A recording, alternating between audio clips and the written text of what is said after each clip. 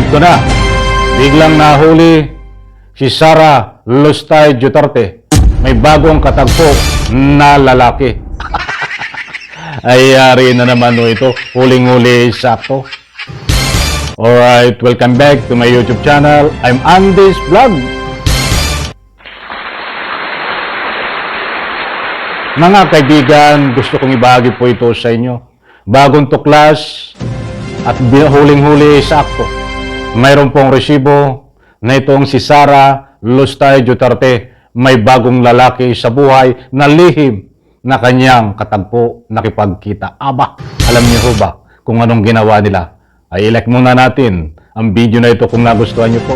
Please subscribe my YouTube channel. Nako, matindi ho ito. Mga kaibigan, nang ibigin kita, marami ang nagtaka. May nagsabi na bulag raw ang aking mata. Mga kaibigan, medyo napakantawa ko and connection related dito ho sa buhay ngayon ni Sara Lustay Duterte dahil mismo ang opisyal ng gobyerno, mataas na opisyal na gobyerno, ang nagsiwalat nito na pinatunayan niya, ibinahagi ang resibo dokumento na itong si Sara Lustay Duterte may bagong lalaki na lihim. May kangapoy, nakipagkita siya. At ano, alam niyo ba kung anong ginawa? Magugulat ho kayo mga kaibigan.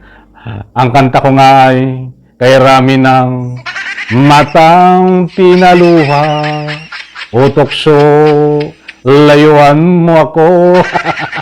Shout out po sa lahat. Bukas po ay December 24, Disperas ng Pasko. At bumabati po ang aking YouTube channel ng maligayang Pasko sa ating lahat. Pagpalain po tayong lahat. Enjoy sa ika nga po'y pagdiwang ng Kapaskuhan, sharing, giving, at siyempre ang tawag dito. Ingat po tayo lahat. Muli po, Merry Christmas. Ito na! Matindi talaga ito. Alam niyo ba kung saan sila nakita? Ibabahagi ko sa inyo yan. Mga kaibigan, hindi lang ho ito, ika nga po'y basta nakita, dinokumento pa. Ay parang iskandal, ano? Lihim na pakikipagkita ni Sara Lustay Duterte sa isang lalaki, subalit nabisto naman. Ang nakabisto ho ay mataas na opisyal ng gobyerno. Kapit mga kaibigan, at ibabahagi ko po sa inyo, shout out po sa lahat. Ito na po ang katunayan, mga mahal kong taga-subaybay. Nako, ay matindi ho. Oh, eto. Secretary, binabanggit po ng abogado ni Madriaga na si VP Sara ay pumunta sa BJMP. Sa inyo po ba, napacheck nyo na po ba sa BJMP kung merong CCTV, merong visitation documents, kung pumunta ba talaga si VP Sara sa BJMP?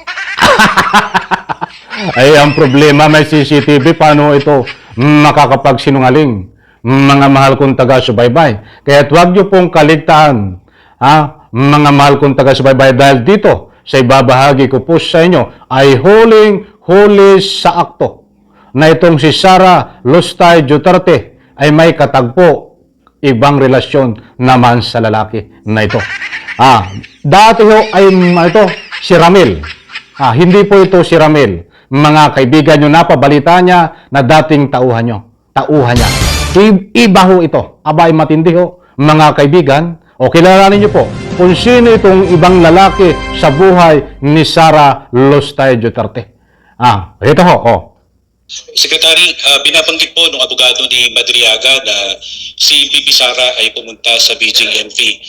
Sa inyo po ba, napacheck nyo na po ba sa BJMP kung merong CCTV, merong visitation documents, kung pumunta ba talaga si VP Sara sa BJMP sa Camp Bagudiwa? Pumunta siya ron, pero kinausap niya si Arnie Teves, hindi si Madriaga. Nako! Ay paano yan?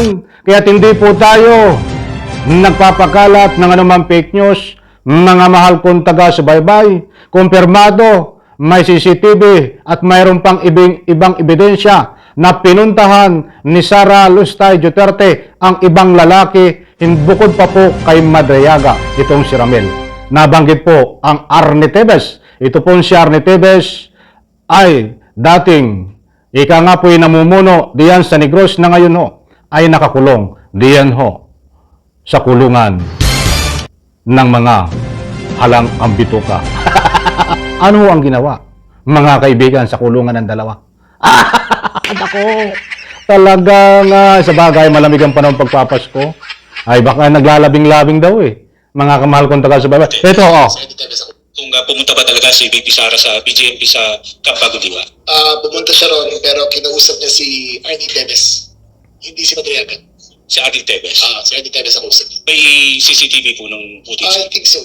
May records yung warden, pinakita. The warden was there present during the meeting.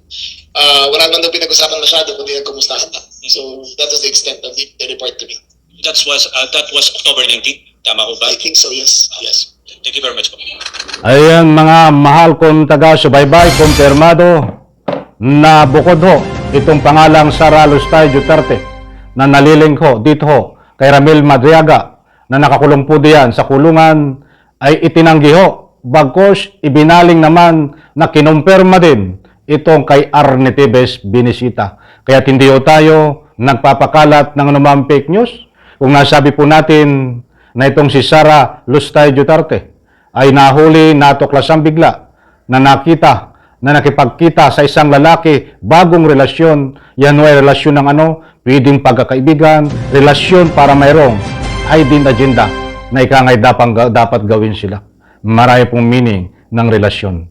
Maliwanag din po dito, ibang lalaki sa buhay ni Sara Lustay Duterte dahil hindi po ang dating usapin na itong si Ramil Madriaga, ngayon po ay napunta naman sa ibang lalaki na nakakulong diyan na si Arnie Teves na may kaso pong murder at mayroon din pong kaso na napakaraming pinal sa kanya na kung tawagin na heinous crime.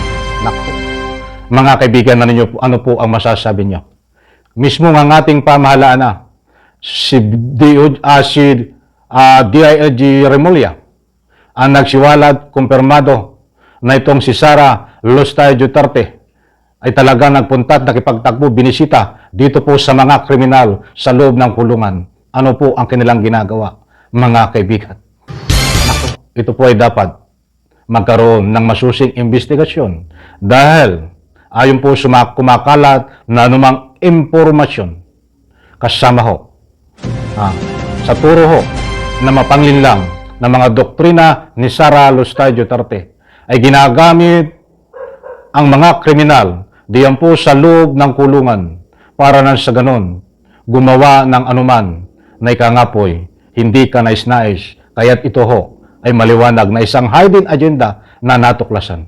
At dito naman kay Ramil Madriaga, tinatanggi niya naman ho na hindi niya kakilala, hindi niya naging tauhan, yan po isang taktika niya, strategy para lang makalusot dito ho sa ibinabato sa kanya na ikangapoy mga kalukuhan tungkol dito na kinasasangkutan niya tungkol dito sa dati niyang tauhan. Muli po mga kaibigan, abang-abang po tayo dahil hindi ko muna ito bibigyan ng kaunting diin.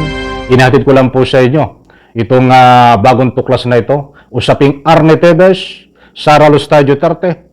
Muli kong inuulit, kumpirmado, nahuli, nakipagkita, diyan po sa loob ng kulungan.